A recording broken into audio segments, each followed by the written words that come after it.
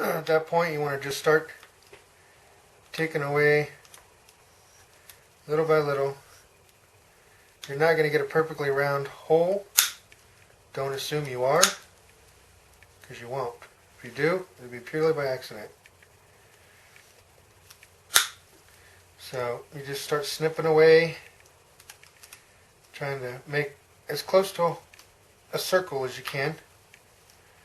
Remember, you got 2 layers here in certain places, so you'll need to get in there kind of deep. If you can get it in there far enough, you can cut away 5 or 6 at a time. So that's basically what you'll get. Get your little hole there. It's going to be more of an eyeball shape. What I would recommend doing on it, make sure that you get your piece pulled around here. What I would recommend doing is, if you have any of these little points here that are complete squares, just take your cutters, cut those little points off. There's no reason for them to be there. They're in the way. And I'm assuming they may cause a problem with fish trying to go in here. I don't know that for sure, but I would think. So I cut all the little knobbies off there so it's not pointed, not jagged. Fish can get in there pretty easily without hitting any of these points and being discouraged for any reason. So that's basically what you'll have, is a circle in the middle, at least teardropped or eye drop or something close to that, but not too big, not too small. If you need it to be bigger, if you're getting crayfish or perch or anything like that, you need the hole to be bigger. Like I said, if you live in the part of the world where fish are normal size, and not New Mexico, you can cut this out a little bit bigger, go another square or 2 squares or whatever, make it as big as you want. Just remember, the bigger the hole, more possibility is fish are actually going to be going back out, and that is what you don't want happening. So make it whatever size you think it needs to be, and that should be fine. Again, cutting the little pieces off here that aren't making a complete square, just so it's not causing problems. This one's kind of in the way of making a complete circle, so I'm actually going to cut that little piece out. I mean, it makes it a little bit rounder. So that's what you got. So whenever you put it down into your cylinder here and you go to sew it in, what I do is the sewn side. Make sure that doesn't come out of there, because you still have this piece. You can cut this piece out if you want. You don't have to leave it in there, because it is sewn in on the other end. So you basically have 2 cones inside of each other, half of it. You can cut that out if you want. If it's in the way, you don't like it there, whatever. I leave mine in there just because I don't want to deal with having to cut it out. So, got your cone there. What I do when I sew it back together is I'll take this seam that I've sewn here, this seam that I've sewn here, of course put them right next to each other, and that's my starting point. From there I'll sew in and out all the way around until it's completely sewn together. And any of the seams that I have, I try to start them all in the same place so it's kind of uniform. It makes it look a little better,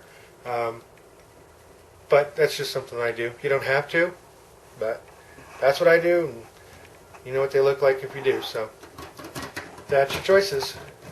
So we're going to get this thing lined up. I am going to put wire in a couple of spots just to hold it where I want it, like I do with everything else, just so it's not moving around and stuff.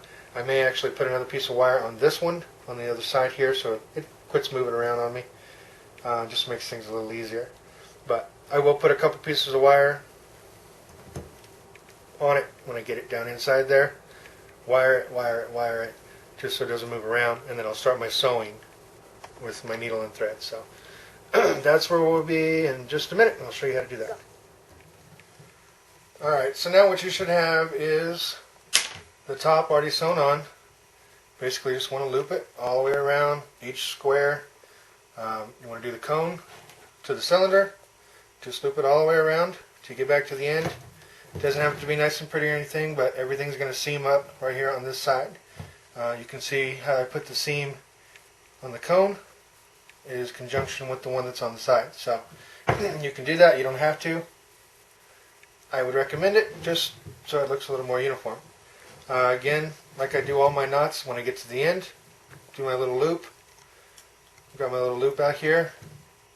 Again, you do your 3 runs on your needle. Pull your needle through it. Run it all the way down to the end. Make sure everything's nice and straight. Tighten it up. Nice and sturdy. Take your lighter. Burn the end up of it anyway because you're going to be burning all the way down.